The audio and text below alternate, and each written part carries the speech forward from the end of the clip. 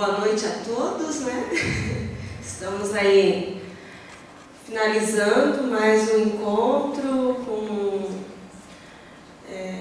várias informações teóricas, práticas, e que eu tive a alegria em julho participar lá na Univille e agora aqui em Palhoça, conhecendo essa região que eu não conhecia. Eu sou lá de Joinville. Participo sou aluna do mestrado em Patrimônio Cultural e Sociedade da Univille. A minha orientanda é a professora a doutora Thaisa Mara Raul Moraes. Né? Você é eu falei o contrário? Meu Deus do céu! Já pensou? Então, eu sou orientanda da professora Thaisa. Isso que dá um nervosismo, né? Bem, essa proposta de hoje é sobre um trabalho que estamos desenvolvendo lá em Joinville, com a pesquisa sobre causos e lendas dos idosos da região de Joinville, pensando nos migrantes e nos descendentes de imigrantes. Então, até agora a pesquisa está nos migrantes. Por isso, essa parte que eu vou mostrar para vocês hoje é mais voltada a essas histórias que vão e vêm, que estão sendo contadas em Joinville, mas que vêm de várias regiões. E a busca para essa continuidade dessa pesquisa é verificar depois essas histórias que são contadas por esses descendentes, né? Vamos ver se está. Então, idas e vindas, histórias que migram com seus interlocutores. O Brasil é um país imenso, cheio de gente que viaja para lá e para cá. Muitas pessoas saem do Nordeste para viver no Pará, Santa Catarina, Tocantins, Rio de Janeiro, Rondônia, Amapá, Goiás e outros lugares. Famílias inteiras partem da região sul e vão morar no Ceará, Maranhão, Pernambuco ou Amazonas.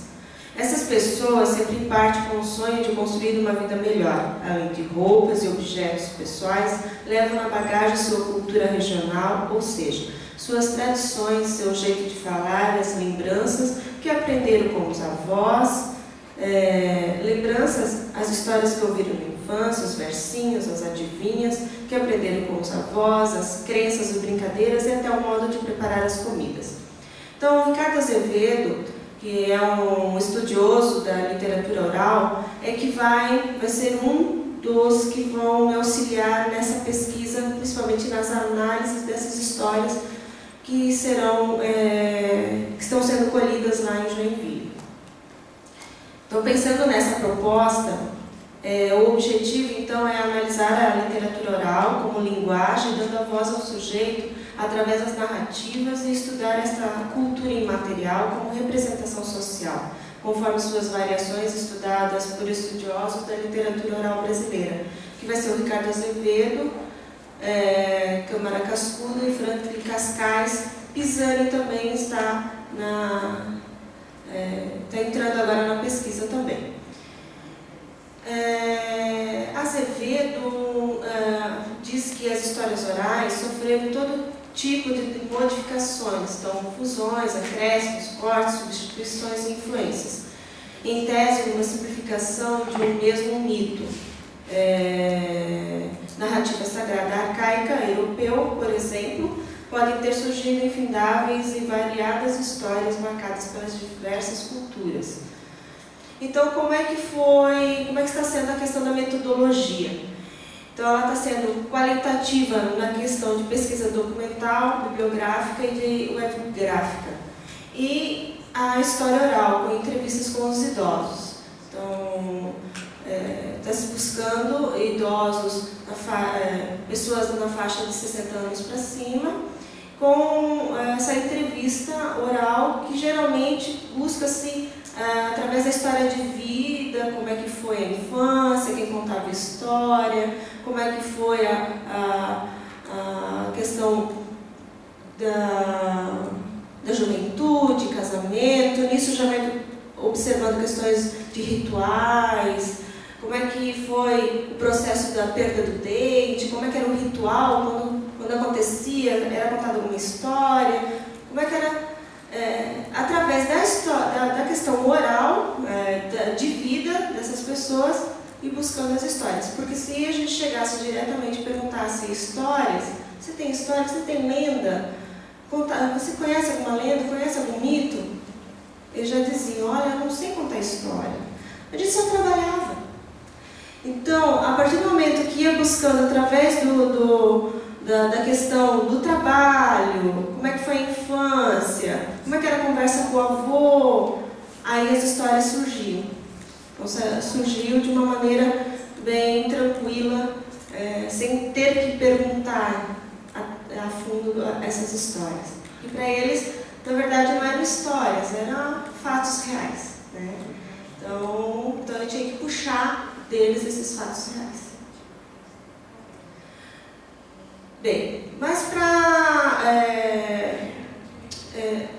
verificar essa questão mais teórica desse estudo, vendo como um estudo cultural, buscou-se a genealogia de como foi essa sequência do estudo cultural através da história. Então, a partir da década de 50, inicia-se esse estudo mais voltado à apreciação literária do cânone da alta cultura. Já na década de 60, buscou-se estudar a questão da identidade das classes operárias e vai sempre ter assim, um componente político e conflitual. Com a fundação do Centro de Estudos Culturais, novos olhares por jovens teóricos apareceram aqui, então, para que tivesse uma análise das relações entre a cultura contemporânea e a sociedade e a cultura de massa e as políticas da cultura. O fenômeno da globalização e da migração no mundo contemporâneo provocou múltiplos questionamentos sobre a origem e sobre quem somos. Assim, para cada papel há identificações. Portanto, para a flexibilidade de transformações do eu, é que cabe o conceito de identificação proposto por Hall, que é essa questão da identificação que eu também vou estar buscando de Hall no meu trabalho depois, em relação a essas histórias. Na década de 80, estudiosos como Barthes, Foucault, Derrida focaram a semiologia, analisaram discursos de sociedade sobre as noções de descentramento, sujeitos e experiências psicológicas e a politização social. Então, Barthes, principalmente Barthes e Foucault também vai estar como referencial teórico nessa pesquisa. Nos estudos culturais contemporâneos, as questões das minorias e das periferias, as diferenças dos discursos e sua produção cultural estão em debate. Então, essa questão aqui começa a entrar cada vez mais forte também o estudo da questão das lendas, dos mitos, dos ritos, dos causos, que são linguagens a serem estudadas para compreender a representações identitárias. Bem, daí, dentro desse estudo, eu trouxe aqui para vocês uma das histórias que eu ouvi lá em Joinville por uma dessas pessoas entrevistadas, que foi uma das análises que eu desenvolvi até agora e que acabei apresentando semana passada na qualificação. Então aqui eu só vou passar uma pequena parte, porque a análise ela se torna, ela vai, como é uma história, uma lenda que tem toda uma questão de mito e de rito, então ela tem muitos desdobramentos por causa dos vários personagens também que ela compõe, e em cada região também tem as suas representações. Então eu vou me focar principalmente no boi. Então o boi de mamão, a análise através dos coletadores Cascudo, Azevedo e Pisani, e pelo entrevistado seu Luiz, que é um senhor que trabalha na biblioteca pública e que participou da entrevista. Ele é um migrante em Joinville, nascido em São Francisco do Sul. E ele é uma pessoa que ele exala histórias, né? Muitos causos, assim. E com questões também de análise aqui de mito, rito, lenda e representação social. Então, os ritos envolvendo dança e cantoria e mito épico da morte e ressurreição. Conforme os coletadores, através da brincadeira e folguedos, encontrada em várias partes do país, recebendo diferentes nomes. No Nordeste é conhecido como Bumba Meu Boi, Boi Bumbá, e no litoral catarinense com o nome de Boi de Mamão. Só que, claro, que durante a análise foi encontrado vários outros nomes. Tem uma diversidade muito grande, tanto aqui no Brasil, como aqui em Santa Catarina, e tem até alguns bois na Europa, que se remete, tem alguns vestígios que se remetem ao boi aqui do Brasil. Grande parte dos folguedos possui origem religiosa e raízes culturais dos povos que formaram nossa cultura, então, dos africanos, dos portugueses e dos indígenas. Então, africanos com a questão dos instrumentos, dos ritmos, os indígenas com as danças, os portugueses com o enredo. Muitos folguedos foram, com o passar dos anos, incorporando mudanças culturais e adicionando às festas ou novas coreografias e vestimentas. Elas foram conforme a cultura, foram se adaptando. As memórias de Seu Luís, então, só para a gente... Eu peguei só um pedacinho do que ele, na entrevista, falou. Então, na nossa região, é muito comum a gente praticar. Fiz vários brinquedos desse quando pequeno, criança, ensinado pelos meus pais e meus irmãos mais velhos. O Boi de Mamão, conta a lenda que na época da Páscoa foi feita uma partilha e pegaram o boi mais bonito, o gado mais bonito do rebanho e mataram para distribuir na festa. E daí ele vai contando todos os detalhes, como é que acontecia todo o ritual dessa brincadeira e dessa história, como é que acontecia quando ele era pequeno. Né? Então, as representações mais do boi, então. O que foi encontrado? O boi como representando a morte e ressurreição de Cristo, questão da Páscoa, principalmente quando foi contada ali pelo Seu Luís, então envolvendo principalmente a religião católica. A questão de tempos de colheita, período das festas dos santos, quando foi contado por Pisani, então é uma representação mais relacionada à questão de colheita nas épocas de junho e julho. Também tem festejo à vida e morte e ressurreição no período de Natal e dia de Reis, que foi